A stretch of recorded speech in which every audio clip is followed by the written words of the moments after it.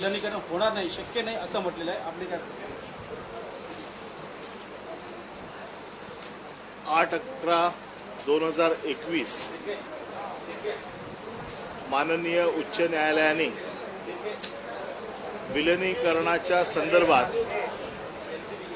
त्रिसदस्य समिती नेमली होती आणि या त्रिसदस्य समितीला विलनीकरणाच्या मुद्द्यावरती निर्णय घेण्यासाठी सांगितलं होतं. हा निर्णय त्रिसदस्य समितीने 12 आठवड्यामध्ये घ्यायचा होता. त्यानंतर तो मुख्यमंत्र्यांच्या सहीनिशी किंवा मुख्यमंत्र्यांच्या मान्यतेनुसार न्यायालयात सादर करायचा होता. 12 आठवड्यामध्ये त्रिसदस्य समितीने विलनीकरणाच्या संदर्भातला जो निर्णय घेतला तो मुख्यमंत्र्यांच्या मान्यतेने हायकोर्टात सादर केला गेला. हायकोर्टाने त्याच्यामध्ये आर्थिक बाबी समाविष्ट असल्यामुळे हा अहवाल कॅबिनेट समोर ठेवा अशा प्रकारचा सूतोवाच केला होता आणि त्या दृष्टिकोनातून तो कॅबिनेटच्या समोर ठेवला गेला आणि कॅबिनेटच्या माध्यमातून आता अधिवेशन चालू झालं आहे म्हणून आज तो सभागृहाच्या पटलावर देखील ठेवला गेला आहे. या अहवालामध्ये जी मूळ कर्मचाऱ्यांची मागणी होती की एसटी कर्मचाऱ्यांचं राज्य शासनामध्ये विलनीकरण करावं, ही मागणी त्रिसदस्य समितीने अमान्य केलेली आहे. ही मागणी त्यांची फेटाळून लावण्यात आलेली आहे. त्यासाठी त्यांनी प्रशासकीय बाबी, आर्थिक बाबी आणि कायदेशीर बाबी या तिन्ही पातळ्यांवरती व्यवस्थित अभ्यास करून त्यांनी आपलं मत हे माननीय उच्च न्यायालयाला कळवलेलं आहे. या सर्व तिन्ही बाबींवर महामंडळात या कर्मचाऱ्यांचं विलनीकरण होणार नाही हे स्पष्टपणे नमूद केले. पण त्याचबरोबर त्यांनी एसटी महामंडळाला काही सूचना केल्या ज्यामध्ये एसटी महामंडळाच्या उत्पन्नाचं स्तोत्र कसं वाढावं किंवा त्या बाबतीत काही उपाययोजना करता येतील का, किंवा जोपर्यंत एसटी व्यवस्थित आर्थिक भार उचलण्यासाठी सक्षम होत नाही तोपर्यंत राज्य सरकारने एसटी महामंडळाला आर्थिक मदत करत राहिली पाहिजे अशा प्रकारच्या सूचना या शिफारसीमध्ये केलेल्या आहेत.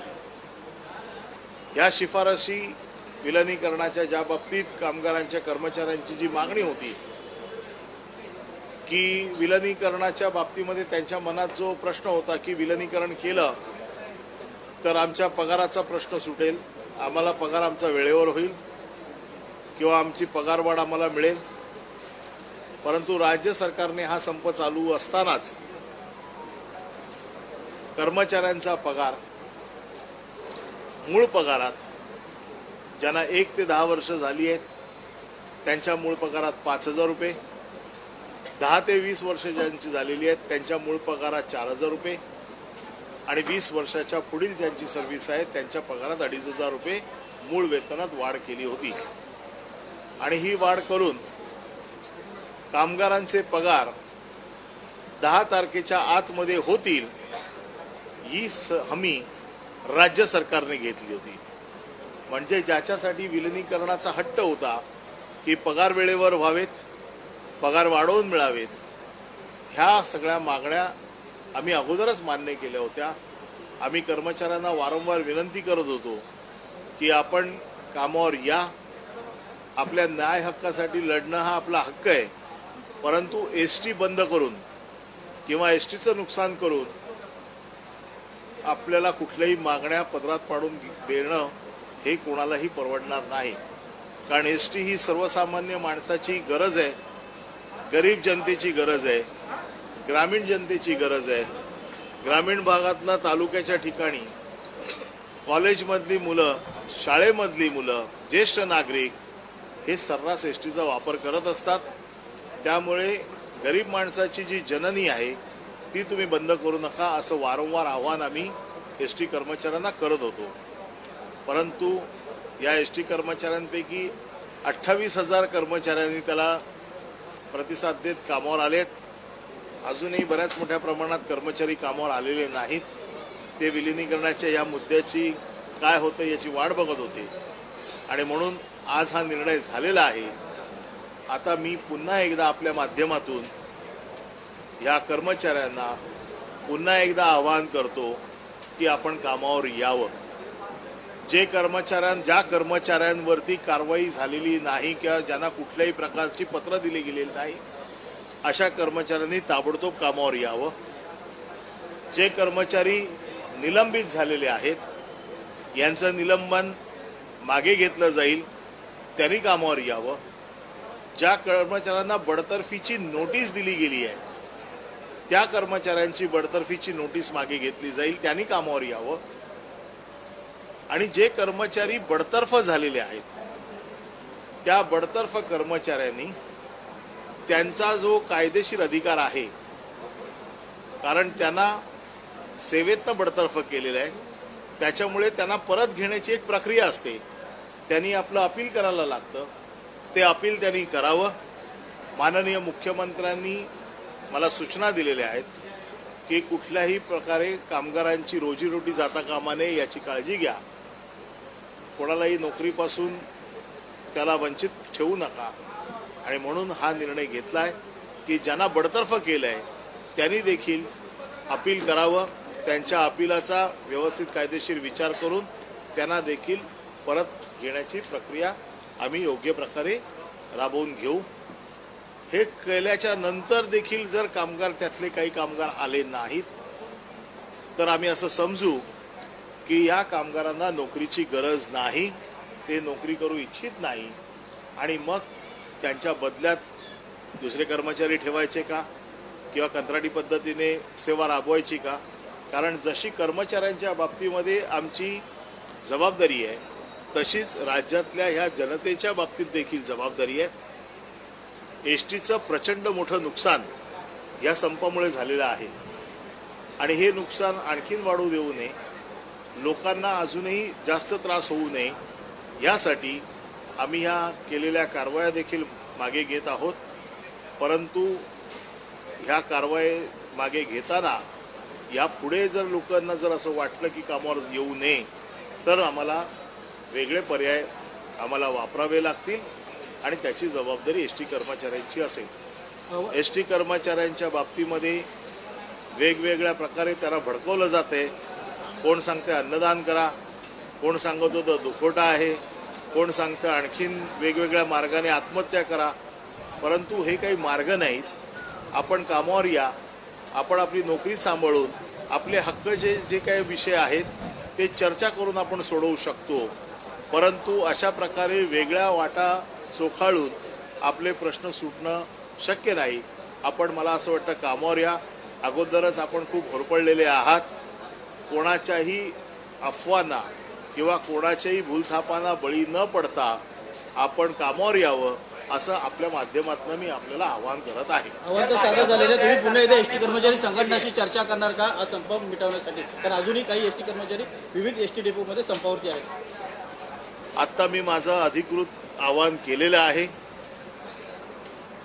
10 तारखेच्या आतमध्ये या सगळ्या कर्मचाऱ्यांना, ज्यांना मी आता सांगितलं की ज्यांना बडतर्फ केलेलं नाही, ज्यांना निलंबन केलं आहे, ज्यांना बडतर्फीची नोटीस दिलेली आहे किंवा ज्यांच्यावरती कारवाई झालेली नाही, या सगळ्या कर्मचाऱ्यांनी 10 तारखेच्या आतमध्ये कर्मचाऱ्यांनी कामावर यावं अशी मी आपल्या माध्यमातून त्यांना विनंती करतो. जे कर्मचारी बडतर्फ झालेले आहेत त्यांचा कायदेशीर जो कालावधी 3 महिन्याचा आहे, 3 महिन्याच्या आतमध्ये त्यांनी अपील करायचं आहे. ते अपील त्यांनी करावं. काही लोकांचा अपीलचा पिरियड संपलेला असेल तर त्यांना 15 दिवसाची मुदतवाढ आम्ही अजून देऊ.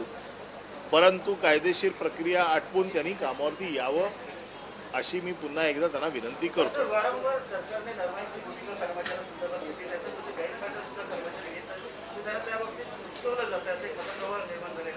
कसं आहे, ही शेवटची 10 तारीख एवढ्यासाठी सांगतो कारण कर्मचारी शेवटी गरीब आहे. कोणी किती त्याला काही जरी सांगितलं तरी त्याचं नुकसान होऊ नये अशी आमची खरं याच्यापेक्षा कठोर पावलं सरकार उचलू शकतं. परंतु शेवटी लोकांचा पण प्रश्न आहे. आमची सतत आमची एक भावना आहे की एस टीचा कर्मचारी हा आपलाच आहे, याच्यावरती कठोर कारवाई होऊ नये आणि म्हणून आम्ही ह्या सगळ्या गोष्टी थोड्याशा सावधपणे घेतोय. याचा अर्थ असा नाही की सरकार शेवटपर्यंत हाच विचार करत राहील. ही 10 तारीख आम्ही त्यांना दिलेली आहे. या उपरही जर ते आले नाहीत तर त्यांना नोकरीची गरज नाही असं आम्ही समजू. सर, सदाभाऊ खोत म्हणाले सरकारने कर्मचाऱ्यांची फसवणूक केली आणि आम्ही यासाठी रस्त्यावर होतो. सदाभाऊ खोत यांच्याशीच चर्चा करून एक मार्ग मी काढला होता, जो त्यांच्याशी चर्चा करून काढला होता. सदाभाऊ खोतना देखील त्या कामगारांनी धुडकावून लावलेला आहे. त्यामुळे त्यांना आता या विषयावरती बोलण्याचा तसा अधिकार नाही, कारण त्यांच्याशी बोलूनच आम्ही मार्ग काढला होता. हे आंदोलन वेगवेगळ्या दिशेला जाण्याची जी वेगळी कारणं आहेत, आता मला असं वाटतं की ती सगळी कारणं संपलेली आहेत आणि कर्मचाऱ्यांनी कामावर यावं. सर, 12वीची परीक्षा सुरू झाली आहे, त्यामुळे जर बघितलं विद्यार्थ्यांचे खूप हाल होत आहे. तर महामंडळ म्हणजे एस टीकडनं त्यासाठी काही नियोजन केलं जाणार आहे, कारण परीक्षा आजपासून सुरू झाली. म्हणूनच एस टीच्या बाबतीमध्ये आम्ही हा निर्णय ताबडतोबीने का घेतला आहे की लोकांची मुलांची परीक्षा सुरू आहे. या सगळ्या कारवाया मागे घेण्याचा पण उद्देश तोच आहे की गरीब जनतेचे कुठे हाल होऊ नयेत. कर्मचाऱ्यांच्या मनात एक भीती होती की आमच्यावर झालेल्या कारवाईचं काय, त्यांना देखील ह्याच्यातनं दिलासा मिळावा यासाठी हे सगळे उपाययोजना केले.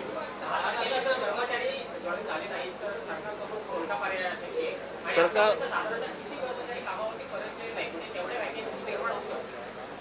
आतापर्यंत 28,000 कामगार कामावर आलेले आहेत. साधारण अजून 52,000 कामगार अजून कामावरती हजर झालेले नाहीत. यापैकी जवळजवळ 30,000 कर्मचाऱ्यांवरती कारवाई झालेली आहे. त्यामुळे मला असं वाटतं की कारवाई मागे घेतली तर हे कर्मचारी कामावर येतील परत, अशी आम्ही अपेक्षा करतो.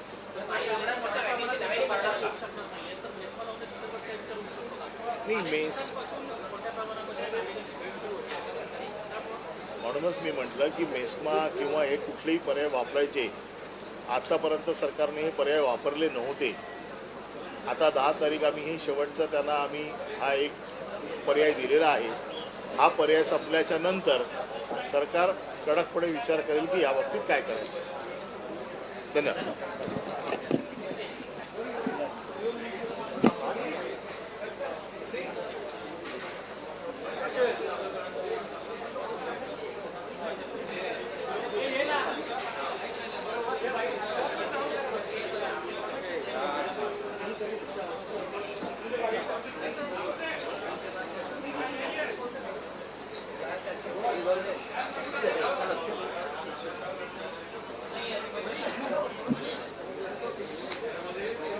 अजित सर.